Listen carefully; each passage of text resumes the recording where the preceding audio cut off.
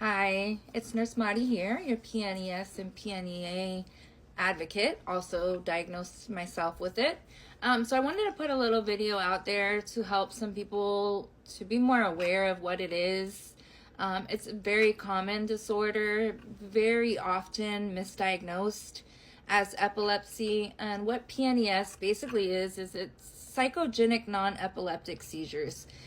It looks like epilepsy, but it doesn't show up on a video EEG that there's any brainwave activity malfunction. Everything is firing correctly, but still somehow the brain is trying to say, hey, slow down, and you end up going into these seizures. Now, a lot of people say it's from trauma, especially trauma in childhood, and different traumas like that. But I have been on several Facebook groups that all started after like head injuries or concussions, which is actually how mine started, but we'll never know. They can't pinpoint what brought it on, but there is some therapy that is available that is supposed to help. CBT is cognitive behavioral therapy that you can usually get from a psychologist or a therapist, but they have to specialize in PNES and PNEA. And the problem is a lot of them do not.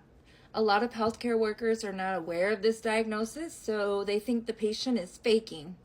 And a lot of times it's very detrimental to the patient. I was one of those that they said was faking, must be drug seeking or stuff like that. And it really upset me. I'm a nurse myself, and I always treated my patients with respect and listened to what they had to say. And especially if I saw them having seizure-like activity, I would give them the benefit of the doubt, because it's hurtful to a patient to hear those things and be mistreated. And it happens so often. That's why I want to bring awareness to it, is because healthcare workers need to familiarize themselves with this diagnosis and know how to treat it. Medications don't treat it. Keppra is the main anti-seizure medication, does not treat it. Benzos may help with anxiety, but will not stop their seizures. A lot of people, the first thing they want to do is sternal rub or painful stimulus. That also does not take them out of it. They will come out when they come out. The only thing that needs to be done is support their airway, breathing, and circulation. Unless any vitals are abnormal that can hurt the patient, then definitely you would change your plan of care accordingly. Another